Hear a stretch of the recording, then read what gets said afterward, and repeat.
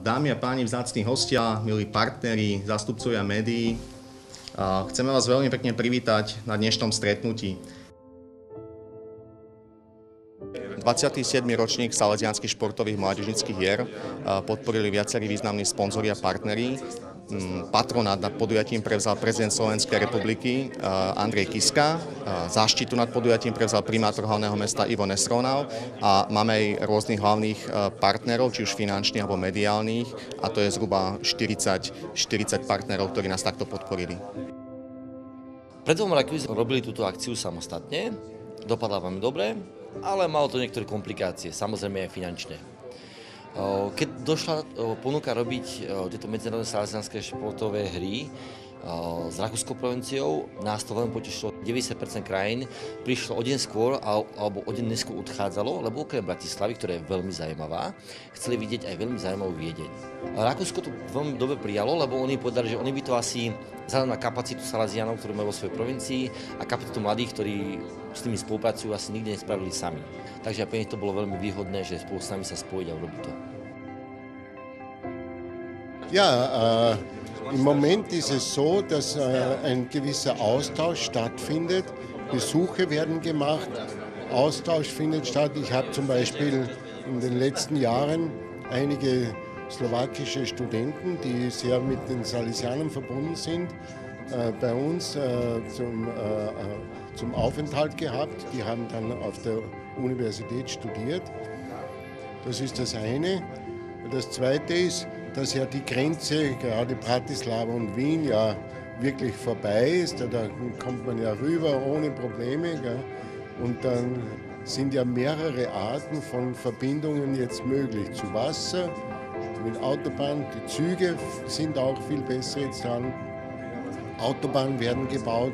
Also da gibt es ja auch solche Verbindungsmöglichkeiten, immer mehr verbesserte Verbindungsmöglichkeiten. Und wir Salesianer versuchen auch, Kontakte zu pflegen.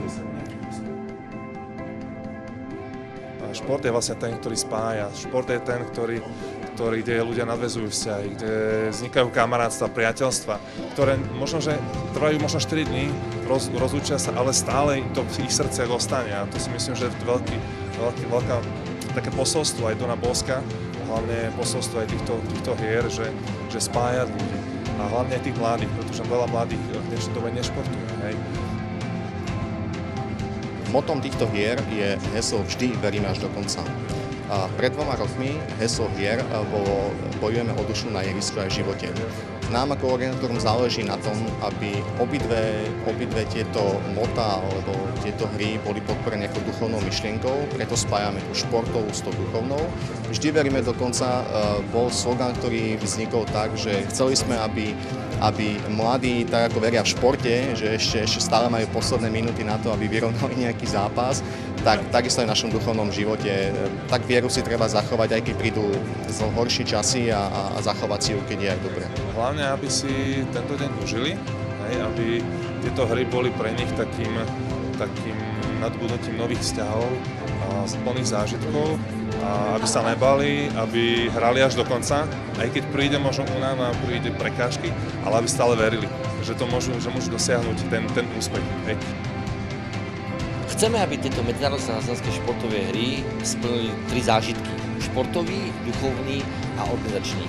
A nechceme to iba pre športovcov, my chceme to zážitky zažiť aj ako dobrovoľníci, aj ako organizátori. Takže pre športovcov je to dobré zápasy, kvalitný turnaj, dobrí rozhodcovia. Športový, duchovný, aby v všetkých veciach nás čas na seba, aby nejaké priateľstvo oslovilo, nejaká možno ísť do tej kaplnky, ktorá nevyzerá ako kaplnka. Dobrá omša s dobrým spevom a ostatné veci. A organizačne samozrejme musí to frčať. Musia vedieť, s kým hrajú, kedy hrajú, aké sú výsledky, aký je program. Na jednu kartičku má dopravu, vstupy, ubytovanie, stravu, ostatné tieto veci.